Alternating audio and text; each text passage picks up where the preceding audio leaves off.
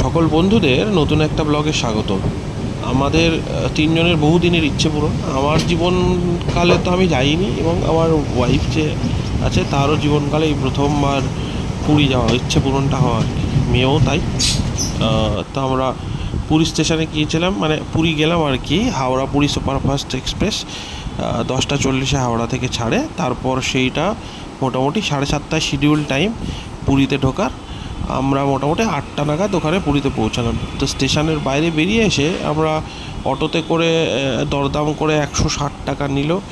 New marine drive বালিয়াপান্ডা বলে একটি জায়গা আছে, সেখানে হোটেল ডিউরেনি বলে একটা হোটেল আছে। সেই হোটেলে আমরা আমাদের বুকিং করে রেখেছিলাম প্রায় 3-4 মাস আগে। তো সেখানে আমরা পৌঁছালাম আর কি। পৌঁছানোর পরেই তাদের যথারীতি তোমরা দেখতে পাচ্ছ যে হোটেলের রিসেপশনিস্ট দুজন দাঁড়িয়ে আছে, মেয়েটি এবং ছেলেটি। তারাও যথেষ্ট ভালো।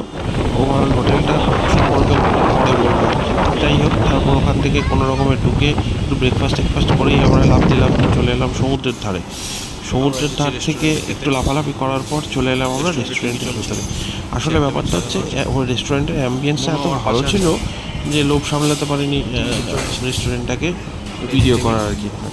তো আমার কাছে ব্রেকফাস্টের ভিডিওটা আছে, সেই এই মুহূর্তে আমি দিতে পারি। প্লেট দিয়ে গেছে একটু, ব্রেকফাস্টটা খুব সুন্দর আর রেস্টুরেন্টটাও খুব সুন্দর হয়েছে। অপেক্ষা করে বসে আছে। হ্যাঁ, দেখলেন তো। ভাত কখন দেবে?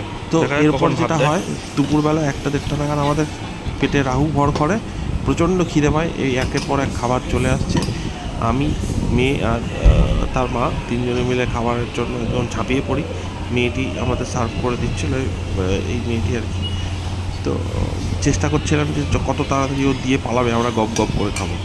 কী কী ছিল আমাদের মেনুতে? না, হোয়াইট রাইস ছিল, একটা ডাল ফ্রাই ছিল, আলু ভাজা নিয়েছিলাম, আর হচ্ছে খুব কমন যেটা আমাদের আলু ভাজা আর কি। যেখানেই যাই না কেন, আমরা যে খাবারই খাই না কেন, আলু ভাজাটা আমাদের থাকতেই হবে।